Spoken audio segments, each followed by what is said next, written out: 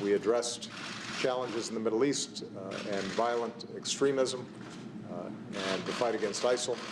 We discussed what has now been a successful peaceful transition of power in Afghanistan and the need for all of us to work together to ensure that there's stability there. Welcome back. That was U.S. President Barack Obama talking about his meeting with India's Prime Minister Narendra Modi. And joining us now to discuss the warming relationship between the two countries is Richard Rossow. He studies U.S.-India relations as a senior fellow with the Center for Strategic and International Studies. Michael Kugelman is a senior program associate for South and Southeast Asia at the Woodrow Wilson International Center for Scholars. And Sadanand Dhume focuses on South Asian issues as an author, columnist, and scholar with the American Enterprise Institute. Gentlemen, welcome to all of you. Sadanand, let me start with you. You wrote in the Wall Street Journal before the visit, the Indian Prime Minister has set some lofty goals, but can he achieve them? Did he? I think he certainly achieved his goal in terms of setting a new mood for U.S.-India relations. And also setting a new mood among India watchers and the business community. So is India back in symbolic terms? Yes. He has a lot more work to do when he goes home in terms of actually delivering concrete results, both in terms of improving the business climate and in terms of forwarding the U.S.-India relationship. Richard, you took a bit more of an optimistic view. You said the visit was very successful. Why was it successful, and how do you measure that?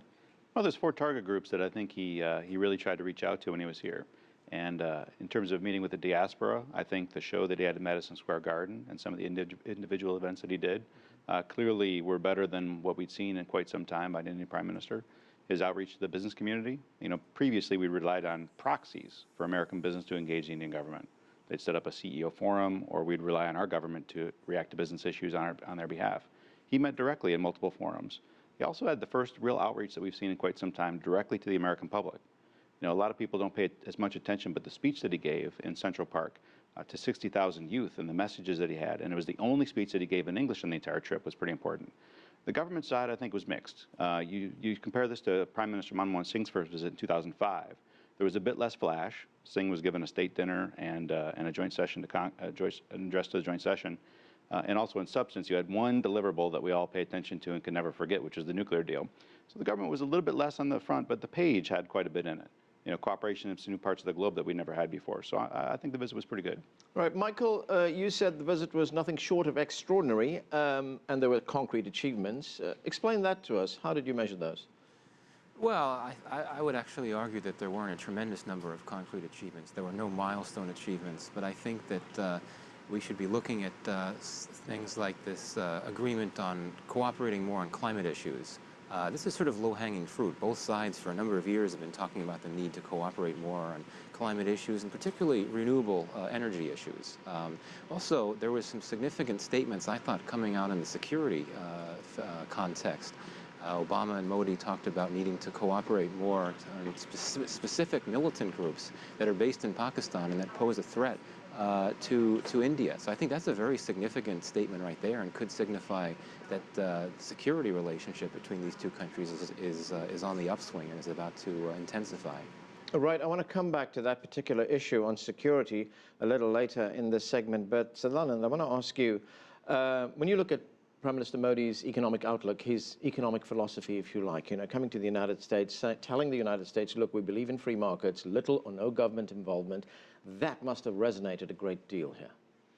Yeah, I mean, to put this in context, Modi is not a believer in free markets in the American sense. This is not really a Reagan-esque or Thatcher-like figure. But he's more in the East Asian mold, in the sense that this is a person who believes that business is a force for good, and he will use his government power to facilitate conditions for business so business will thrive. So it's a little bit less hands-off and tax cutting in the way, but he certainly wants to have fewer regulations and a much more friendly business environment than what you've seen in the past.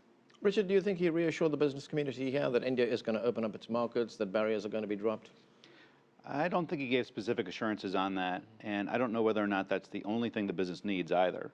Business community, I think, when you hear it from the Washington scene, talks more about, is he going to do those single big reforms we all pay attention to? Lift FDI caps, the WTO trade facilitation agreement, which was a big setback, not moving on that.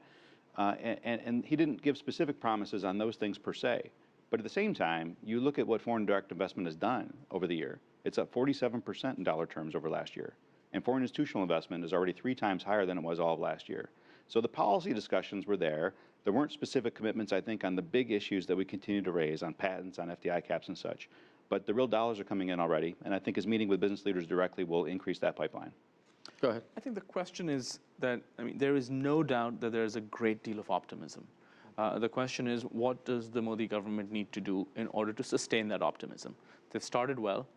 What do they need to do in the next 6 months to ensure that this positive sentiment that they've earned continues and people aren't disappointed? Right. Michael, there was also something of a charm offensive. Yeah, I mean, Richard mentioned the appearance by the Prime Minister at Central Park. There was the appearance at Madison Square Garden. Why do you think it was so important to Prime Minister Modi to reach out, especially to the Indian diaspora here in the United States? Well, Modi recognizes that the Indian diaspora is a critical component of the U.S.-India relationship. It really effectively serves as a bridge between the two countries, and the Indian diaspora has a very strong lobbying presence. It has the ability to advocate for the relationship. And I think it was important for Modi to emphasize that fact and essentially to re-engage with this community and essentially say to it that he understands its significance and that it hopes to continue this engagement and to build on it in the months ahead. Well, and to add that a little bit, I think there's one other area that the diaspora is pretty significant. You know, if you were to look at the makeup of boardrooms and executive officers from large American corporations, on a large number of them, you'll find an Indian American serving in a senior position. The average American may not yet understand what Modi's election means, what India is. Actually, outreach directly to Indian Americans who happen to be executives at major firms too could create some new proponents in those large companies on rethinking, you know, is it time to go to India? So there's a very direct mechanism as well for corporate America in reaching out to the Indian American community. Sadanand, Modi is seen as being very successful in his home state of Gujarat when he was chief minister there. We saw significant growth in that home state. Can you translate that, you know, from a statewide effort to a national effort? Well, that's certainly the hope. And I think the core ideas that Gujarat came to symbolize, which is consistency, reliability, a government that kept its word to companies, a focus on good infrastructure. Certainly, these are things that can be translated onto the national stage. It's true, however, that in terms of how you run a state, it's quite different from how you run a country of 1.2 billion people. So he's going to have a little bit of learning in terms of how you use the levers of power. But in terms of making India stand for what Gujarat stood for investors, that's certainly achievable. Okay. Michael, you mentioned Pakistan earlier on. I want you to take a listen to what Modi said about that when he was here. Let's watch. A nation's destiny is linked to its neighborhood. That's why my government has placed the highest priority on advancing friendship and cooperation with her neighbors. This includes Pakistan. I am prepared to engage in a serious bilateral dialogue with Pakistan in a peaceful atmosphere without the shadow of terrorism to promote our friendship and cooperation. However, Pakistan must also take its responsibility seriously to create an appropriate environment. So, Michael, is the potential here for greater cooperation, especially on this issue of countering terrorism? Yeah, I think that Modi is someone that has come to power genuinely wanting to improve the relationship with Pakistan, and specifically through economic diplomacy, economic partnership. There's already been a lot of momentum in terms of concluding a formal trade relationship between India and Pakistan. And I think that Modi would want that to happen. The question, though, is given the state of affairs in Pakistan and given that you, particularly in recent months, have had a number of anti-Indian militants sort of coming out of the woodworks threatening to attack India, one has to worry in the coming months if there were to be some sort of attack, how Modi would respond to that. I don't think he would be as restrained as his predecessor, and that could perhaps sabotage or at least undercut all of the promise for getting these two arch enemies back together and trying to focus more on getting along. Richard, do you believe that to be the case as well, that he won't be as restrained as other leaders? I believe he won't, and that's one of the reasons I think that the United States actually stressed so strongly the idea of sharing intelligence, because a lot of the same sources that would target India also target American forces. So we're going to pick up intelligence, India's going to pick up intelligence, and effective sharing of that could help us both preclude an attack on either of our soils or against any of our interests. Right, so then one other foreign policy issue, and that is China, India's relationship with China. But in a sense, for the United States, is this a bit of a balancing act, its relationship with China and with India? Not sure if I'd call it a balancing act. I think that there's a strong consensus both in the United States and in India that the U.S.-India relationship is not about some kind of crude attempt to rein in China. I think it's much more subtle than that. I think the basic idea behind it is that Asia will be a healthier place if you have another large, thriving, democratic. You have another large, thriving country that happens to be democratic and pluralistic, and so that's that. Indians are very clear, and you saw this when Xi Jinping visited India. India does not want to be used as some kind of overt hedge against China. India is pursuing very close ties with China on its own. At the same time, there's no denying that both India and the United States do share some of the same concerns about what China's rise might look like.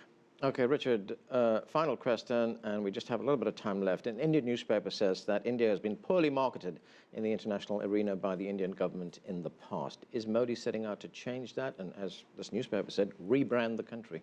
Well, he is, and he came up with a brand. He's talking about invest in India, make in India. He's got a number of campaigns he's putting out there, trying to rally interest in India as a market, particularly for manufacturing, which has been a weak part of the economy so far. So I think he's doing a better job, but again, proof is in the pudding. Some of the numbers are already trending upward pretty sharply, so I'm pretty, I think it's moving in the right direction already, but it's going to take 5 or 10 years before we know exactly how much this brings into the country. Okay, gentlemen, time's run out. Thanks for being with us. Thanks for having us. That is all we have time for. Our conversation continues. Join us on CCTV America's Facebook page to comment on this or any other show for that matter, or chat with us on Twitter at CCTV America. I'm Anand Naidu. Thanks for being with us. We'll see you next time.